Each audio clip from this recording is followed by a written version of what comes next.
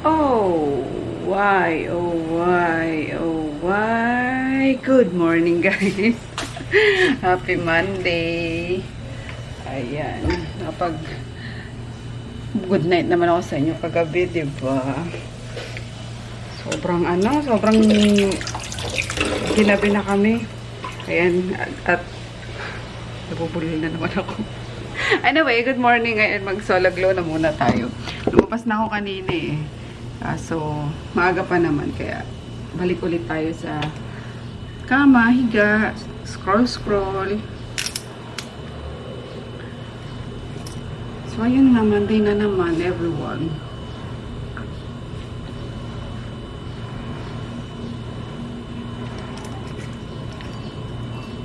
Monday na naman, May 2 of 2022. Bilis na. So, yan, patapos ng ang kampanya, election na. Dahil nga, on Friday, susunduin ko sila mama. Kasama ko si Tito Mark.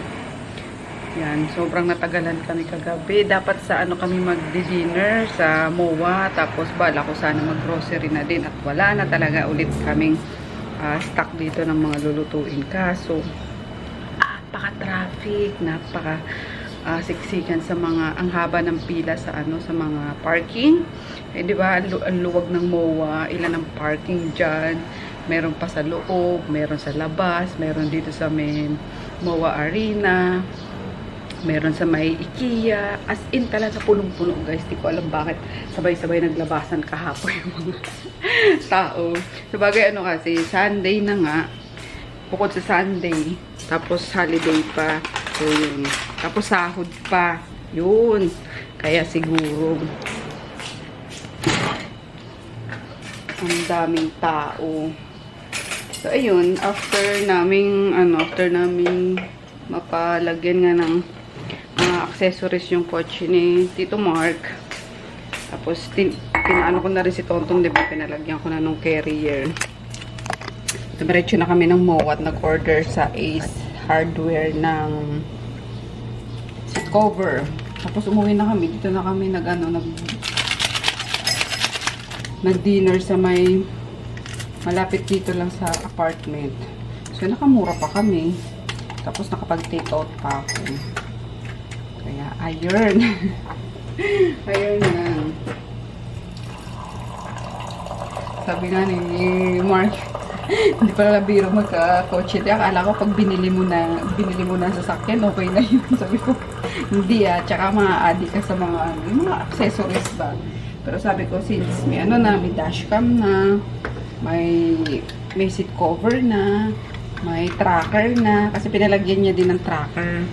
Yan, para sabi ko, if ever na hinihiram ng mga kapatid mo, yan, matatrack mo if ever, ganyan. Hindi naman dahil sa walang tiwala, guys, kasi for security din yung katulad nitong si asawa ko. Ayan, kapag tinotopak, lumalayas, yan, hindi nagpapaalam. Maalis siya na hindi nagpapaalam, tapos sabay off ng cellphone, hindi mo malocate. So, at least yung sasakyan na lang ang ilolocate ko, diba? So, panatag yung loob ko na, sige, nasa Pasig pala siya, ganyan. So, okay lang, kahit na-off niya yung phone niya forever, basta natatrack ko yung sasakyan, okay na okay pa ako doon. So, for security purpose din yun. Yan. And then, pa? Wala, yung lang naman. Pinalagyan ko ng carrier, yung taas. Para sabi ko, extra storage kapag ganyan bumabiyahe kami. Kasi, ang alam ko guys, tatlo na, I mean, malaki na yung H100 for pag sabay-sabay kami umuwi, diba, ng probinsya. Kasi yung mga gamit na dinadala na, hindi naman sa mga mali-maleta yung pero kumpulang pa rin yung yung H100 sa amin. Yung mga dinadala naming gamit. So, yun. Kaya pinalagyan ko ng carrier yung taas ni Tonton. Para mga maleta, yung mga ganyan, pwede nang ilagay doon. So, anyway, ayun lang naman. And nakapaghilabos na rin ako kanina nung lumabas ako. Ayan, okay na naman yung skin ko. Konti na lang yung mga, ayan, Mga kinagato ng lamok, hindi pimple yan yung dalawa na yan, guys. Nasa probinsya ako. Ito ang pimple, banda rito. Focus ka, girl. Ayan. Sa baba talaga ako pinipimpulan. Yan, o. Yan, o. Pinakababa talaga. Diyan ako talaga pinuputakti ng, ng pimple. Dahil sa mask. Or minsan dahil, ayan nga, katulad ngayon, meron tayong monthly visitor na naman. O, yun. Kaya siguro ako kain na naman noon itong last week na to. Lahat ng maisip ko talaga gusto kong kainin. Ganun din ba kayo? Hirap ng hormones pag pag sinasaksak tayo ng hormones. Tinatridor tayo ng hormones natin. Kahit na nagda-diet tayo. Ala, sige, kain. Uy, saan punta? Lucio, Gutin! Pampam ka. Tapos nilagyan ko si Poknot ng cone ulit. Maliit nga yan eh. Dapat papalitan ko pa yan kasi di pa nakakabili si Chris. Laging nalilimutan. Yeah, kasi lagi niya walang kinakamot yan, guys. Mahilig lang talaga siyang mag-scratch and then mag-kagat-kagat. Nagsusugat na naman. Nilagyan ko ng cone. Tira mo yung natin, sahig natin, puting-puti na. Pinlor wax ko yan, kaso syempre, ihi sila ng ihi. Groot! Shh! So, for today's video, ano nga ba lulutuin natin? Wala naman kasi akong lulutuin dito sa freezer. Wala pala. Ito, sili to eh. Lagay ko lang sa freezer. Meron pa dyan yung bulalo, pero ayoko naman lutuin yan.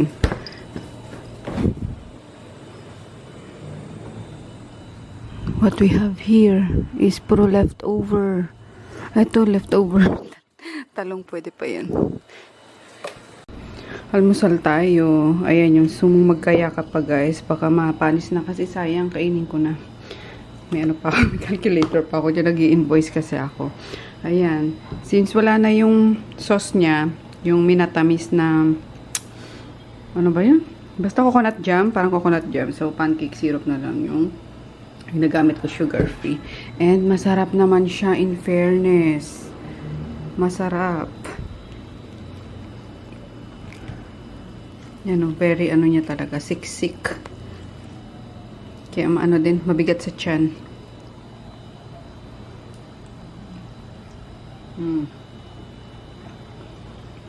Perfect na coffee. Wow, dito pala si Ash. Kailan pa ito umuwi? Yung ano ba? Sabado? Sabado ka pa dito, Ash? Umalis. Linggo, bumalik. Umalis ka. Punta ka Sabado. Umuwi ka Sabado. Umalis ka ng Linggo. Katindi naman talaga ng border namin na yan. Uy! Wala, tarog lang siya. Huwag natin istorbohin. Papwesto na sana ako. Ito nyo yung space ko. Ano pa. Napakarumi pa. Sana si Jack kumain na. Ikaw, Bunso? Ha? CR. So, ayun. Dito na ako sa shop, guys. Happy Monday. Back to work. And since it's Monday, ang dami naman natin gagawin. Ang dami na naman for booking. Ayan. Nandito pa rin to. Puro Australia to eh. Yan. Puro Australia. And then yung Shopee natin. Itong isang sasakyan, ba't kaya nakabalandra here? Kami na mag-a-adjust, Ash. Yan. O, continue yung pagtulog mo. Wala daw si Rico eh. Saan pumunta? Hindi ko lang. Tulog pa rin talaga siya. Oh.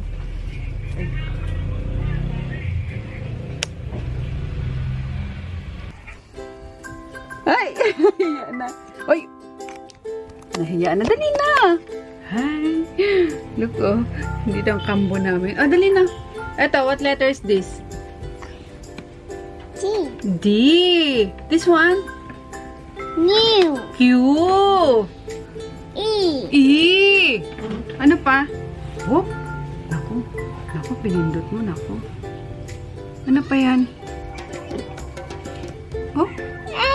State. Ah? A. State. A, yes. C. One. One, Two. two, 3, 4. Na paano yung ano neto, Rika? Five. Sa pisngi. Five. Chocolate yun. Ah, Yung pwede. ice cream pa yan. Five. 5, Six. 6,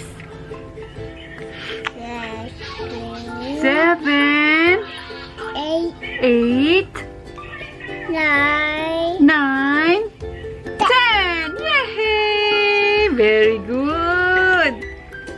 O, letter na lang, dali. Letter na lang. Ano sabi ng cat? Wow. Ano sabi ng cat? This. Bango mo ah. Ano na pinagpipindot mo dyan, Buday? Kaya ka.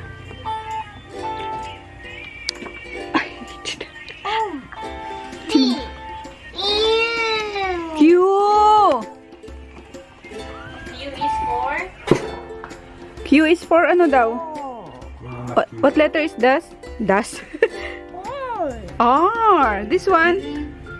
D. T. Eto, ano to? Six. 6. Very good. Ay, naku, sinira na po. Hey. Keyboard mo lang. Wala, ang cute. Oh, hindi siya. Sige. Sige lang, oh. Try mo! Oh, sirain mo. Try mo, ikaw pambili. Ikaw palit dyan. Wow. Baka may madelete eh. Kaya nga eh. Pag may na-delete ka dyan, i-delete kita. Ha? Let yung keyboard na lang na ano. Wala eh. Nakyat ko eh. Ginamit ko kasi dun. Ganyan. Uy! Ano? Ayaw doon. Touchpad diagnostic ko doon.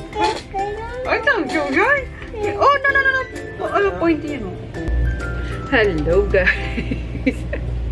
Ayan, tapos na naman ang araw natin, di ba? Alas 8 na ako nakaakyat. Di ko napansin yung oras kasi nandun sila, sila Gigi, si Rika, tapos bumaba din pala sila Nene. So, tumambay na rin diretso doon. Yun, kwentuhan. Ganon. And yung plano nga kung saan siya boboto. So, ang dami niyang order sa Shanice, kaya napag-desisyon na niya na dito na lang siya boboto. Yan kasi, tinignan namin, active pa. Yung yung registration niya dyan sa dito sa Pasay. So, parang active. Sabi ko nga, ba't ganun? Ba't parang active yung, yung dito? Yung registration mo. Kasi nagpalipat na siya doon sa, sa Nueva Ecija. Nakaboto na rin ata siya doon. Or baka hindi pa. Kaya, parehong active. Anyway, ayun nga. So, hindi na siya uuwi. Ako na lang yung susundo kila, kila mama, tsaka si Mark. Then, si Chris daw, uuwi. Siya na muna tao doon, tsaka si Peter. Ipapasama na din ni Nene. Para may kasama din si Chris yan. At may get together daw sila ng mga kaibigan niya. Sabi ko, sige. Kasi, alam mo na, pag nandito yung puro kwarto lang din naman, birang lumabas. Eh, ayoko di masyadong palabasin talaga. Yan muna. Kaya yun, pinayagan ko ng sumama sa akin sa Friday. Yan, and then on June, uwi kami ng Bicol. Sama naman kami kay Mark. Kasi kasal nung pinsan niya sa father side. So, yun. Sama kami ni Mama. Kasi yun lang yung chance namin na makauwi. Para makakain ng mga Bicol food. Yun lang talaga yung yung ipupunta namin doon. Isasama namin doon na makakain ng mga pagkaing Bicol and makapag-beach. Yan kasi na yan eh. Summer pa naman pero hindi na ganun masyadong matao, diba? Unlike kapag March, April, May, yan, yan, peak season kasi yan eh. Kaya, ayun nga, excited. Yan, para mabinyagan na yung ni Mark sa long drive. So, ayun lang guys. Hindi ko alam anong pagsasabihin sa inyo. Sabi ko mag-good night lang ako eh. So, ayun nga lang. Hanggang dito na lang kasi ayun. Bukas pa di bagong araw na naman. Marami na naman tayong gagawin. Kanina naglinis lang ako sa yung mga cabinet ko doon. At sobrang gulo kung ano ng mga files na nakalagay doon. So, nilinis ko lang. Kaya, yun, naaliw din ako. Alas 8 na pala. So, yun. Nag-apply na ako ng toner. Tapos yung niacinamide and hyaluronic serum. So, malapit na yun, guys. Promise, papakita ko sa inyo. And then, ito pala, nagpabili ako na ito kay Richard sa Middle East. Sobrang ganda na ito, guys, meron pa akong isa na ginagamit, yung pula naman. Ano ba tawag doon? Glyco something na ganun. So, basta, nilalagay ko to sa paa bago matulog. Sobrang lambot sa paa, guys. So, sabi ko kay Richard, hanapan niya ako ng wholesale dito sa Middle East para ibenta ko dito. Kasi ang mahal niya. I swear, ang mahal niya. Siguro dahil sa shipping fee. Hindi ko alam, kaya pinapaano ko kay Richard. Sabi ko, check mo sa mga courier dyan, sa mga shipping dyan kung magkano aabuti. Nagpapabili ako ng kahit 50 pieces na muna. Maganda talaga siya, sir. Pang 1 week ko na yatang ginagamit. Lambot-lambot niya guys sa paa. So, yun lang. Good night. See you tomorrow. Mag-a-apply pa ako ng pinatuyo ko lang kasi. Ayan yung hyaluronic serum kasi yung nilagay ko. And then, yun. Habang chumichika ako sa inyo, mag-a-apply na rin ako nung tretinoin cream. Tapos, speaking of tretinoin cream, guys, yung binabala ko tong baguhin yung packaging. Kasi pinaano namin to, under na to, guys. Yung application nito for FDA, yun, nasa, processing na siya. Tapos, yun nga, nagbabala kami, baguhin yung packaging. Yan. Sabi ko yung pump ang mas maganda. Nagpapahanap ako sa Manuf ng pump. Sabi ko para mas madaling, mas madali siyang, yung parang ganito siya, na plain lang. Ganyan. Tapos parang mas masisimot mo kasi, diba? Although masisimot mo naman pag ganito. Kasi mas hygienic lang kasi kapag ka-pump. So, yun lang. Papahanap pa kami ng wala pang makahanap na magandang pump bottle for cream. So, hindi kasi ako marunong ako na yung pinapaano niya sa Alibaba dapat bumili. Kasi may idea ba kayo paano mag-order sa Alibaba? Kasi natatakot ako ma-scam. Hindi ko alam kung paano magpa-ship. Although mura daw. Yan, from China kasi. So, nadala na kasi ako sa dito, sa Thailand. Katulad niya, yung Thailand ko na naman na lotion. Hanggang ngayon din nakakalabas ng for clearance pa rin siya. Kasi may nakasama siya na undeclared. Yung parang pang botox pa yun. Basta sa mga bading. Yan, kasi diba sa Thailand, uso din yung mga ganong product. So, yun, may nakasama na undeclared, kargamento. So, medyo na-hold yung aking mga lotion. Kaya, ayan na naman. Nakakainis, diba? Sabi ko, ba't kayo nagdadagan, nagsasabay ng mga undeclared, mga bawal. Yan. So, yun. Walang magagawa kundi pag-antay na lang. So, anyway, yun lang. Good night. See you tomorrow. Dami chika.